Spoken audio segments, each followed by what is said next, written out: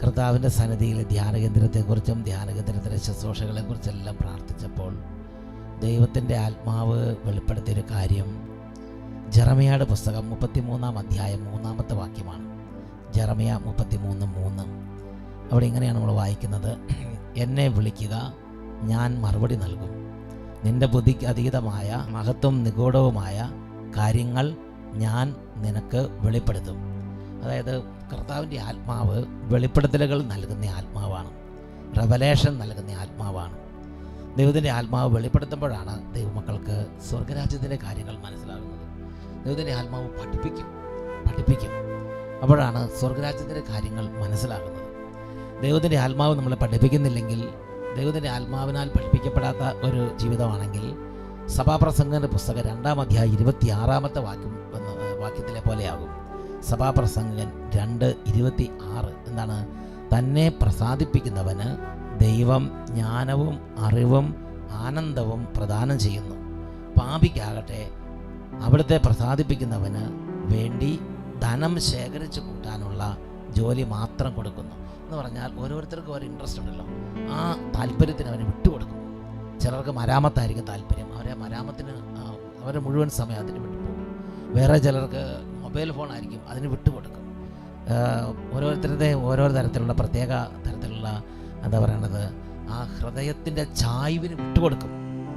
എന്നാൽ പരിശുദ്ധാത്മാവിനെ വിളിച്ചപേക്ഷിച്ചാലോ, ദൈവത്തിൻ്റെ പരിശുദ്ധാത്മാവിന് പ്രാർത്ഥിച്ചാൽ ദൈവത്തിൻ്റെ പരിശുദ്ധാത്മാവ് ദൈവത്തെ പ്രസാദിപ്പിക്കാനുള്ള കാര്യങ്ങൾ പറഞ്ഞു കൊടുക്കും. അതാണ് ജ്ഞാനത്തിൻ്റെ പുസ്തകം 9-ാം അധ്യായം 17-18 വാക്യങ്ങൾ. കർത്താവേ, അങ്ങ് ജ്ഞാനത്തെയും അങ്ങയുടെ പരിശുദ്ധാത്മാവിനെയും ഉന്നതത്തിൽ നിന്ന് നൽകിയില്ലെങ്കിൽ അങ്ങയുടെ ഹിതം ആരറിയും? ജ്ഞാനം ഭൂവാസികളുടെ പാത നേരെയാക്കി, അങ്ങയ്ക്ക് പ്രസാദമുള്ളവ അവരെ പഠിപ്പിച്ചു, അവർ രക്ഷിക്കപ്പെടുകയും ചെയ്തു. ജ്ഞാനം എന്ന് പറഞ്ഞാൽ പരിശുദ്ധാത്മാവിൻ്റെ പ്രവർത്തനമാണ്. ഭൂവാസികളുടെ പാത നേരെയാക്കി, ദൈവത്തിന് പ്രസാദമുള്ള കാര്യങ്ങൾ അവരെ പഠിപ്പിച്ചു, അവർ രക്ഷിക്കപ്പെടുകയും ചെയ്തു. അപ്പം അതുകൊണ്ട് ദൈവം ജ്ഞാനത്തെയും പരിശുദ്ധാത്മാവിനെയും ഉന്നതത്തിൽ നിന്ന് നൽകണം. ദൈവം ഉന്നതത്തിൽ ജ്ഞാനത്തെയും പരിശുദ്ധാത്മാവിനെയും നൽകണം. ദൈവം ജ്ഞാനത്തെയും പരിശുദ്ധാത്മാവിനെയും നമ്മുടെ ജീവിതത്തിലേക്ക് നൽകുമ്പോഴാണ് പ്രാർത്ഥിക്കണമെന്ന് ആഗ്രഹം ഉണ്ടാകുന്നത്. ദൈവത്തെ തേടണം, ദൈവത്തെ പ്രസാദിപ്പിക്കുന്ന ആഗ്രഹങ്ങൾ നമ്മുടെ ഉള്ളിലുണ്ടാവും. ദൈവത്തെ പ്രസാദിപ്പിക്കുന്ന ആഗ്രഹങ്ങൾ നമ്മുടെ ഉള്ളിൽ വരണമെങ്കിൽ ദൈവത്തിൻ്റെ ആത്മാവ് നമ്മുടെ ഉള്ളിൽ പ്രവർത്തിക്കാൻ നമ്മൾ അനുവദിക്കണം. ദൈവത്തിൻ്റെ ആത്മാവ് നമ്മുടെ ഉള്ളിൽ പ്രവർത്തിച്ചില്ലെങ്കിൽ ശരീരത്തെ പ്രസാദിപ്പിക്കുന്ന പ്രവണതകളായിരിക്കും, ആഗ്രഹങ്ങളായിരിക്കും നമ്മിൽ മികച്ചു നിൽക്കുന്നത്. അതിൻ്റെ പേരാണ് ജഡിക പ്രവണതകൾ, ശാരീരിക പ്രവണതകൾ, ജഡിക പ്രവണതകൾ. റോമാലേഖനം 8-ാം അധ്യായം 13-14 വാക്യങ്ങളും വായിക്കുന്ന എങ്ങനെയാണ്? ജഡിക താല്പര്യങ്ങൾ, ശരീരത്തിൻ്റെ പ്രവണതകൾ. അങ്ങനെ ശരീരത്തിൻ്റെ പ്രവണതകളാണ് നമ്മൾ മികച്ചു നിൽക്കുന്നതെങ്കിൽ നമ്മൾ ആത്മാവ് മൃതപ്രായമായി പോകും.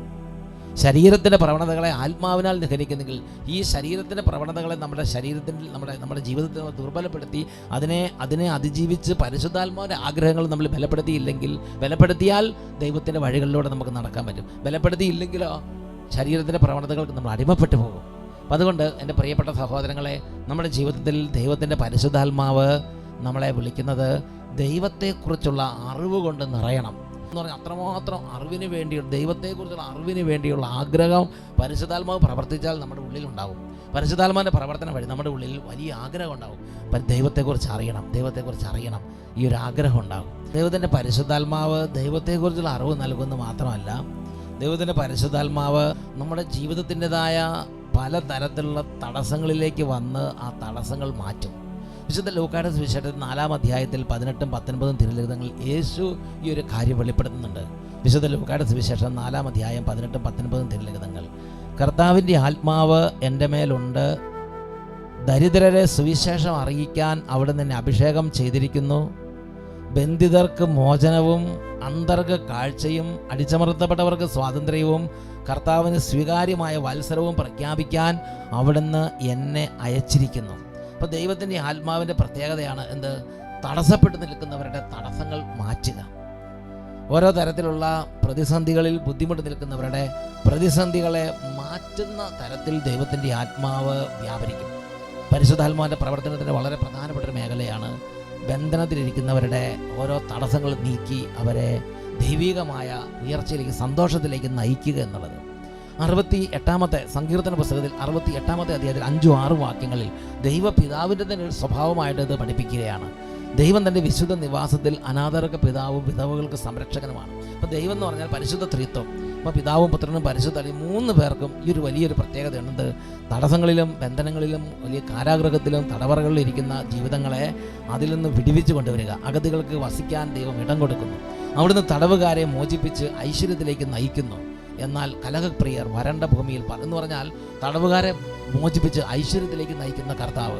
അപ്പോൾ പരിശുദ്ധാത്മാവിൻ്റെ ഒരു വലിയ പ്രവർത്തന മേഖലയാണ് കണ്ണുനീരിലും സങ്കടത്തിലും വിഷമത്തിലും ഇരിക്കുന്ന അനേക തരത്തിലുള്ള ദുരിതത്തിലിരിക്കുന്ന ആത്മാക്കളെ മോചിപ്പിച്ച് പുറത്തേക്ക് കൊണ്ടുവരിക എന്നുള്ളത്. ബന്ധിതർക്ക് മോചനം, അടിച്ചമർത്തപ്പെട്ടവർക്ക് സ്വാതന്ത്ര്യം, സന്തോഷമില്ലാതെ അങ്ങനെ ഭയങ്കരമായ ജീവിതം തകർന്നുകൊണ്ടിരിക്കുന്നവർക്ക് വിടുതൽ, ഇതെല്ലാം നൽകുന്ന ആത്മാവാണ് ദൈവത്തിൻ്റെ ആത്മാവ്. അതുകൊണ്ട് യേശു പറയാണ്, ദൈവത്തിൻ്റെ ആത്മാവ്, ഈ ദൈവത്തിൻ്റെ ഈ ശക്തി എൻ്റെ മേലുണ്ട്. അതുകൊണ്ട് ഞാൻ ഈ ശുശ്രൂഷ ചെയ്യുന്ന സമയത്ത് ഇതെല്ലാം സംഭവിക്കും. കഴിഞ്ഞ 25 വർഷമായി അട്ടപ്പാടിയിൽ സിയോൻ ധ്യാന കേന്ദ്രത്തിൽ അച്ഛന് നിരന്തരം കാണുകയാണ്.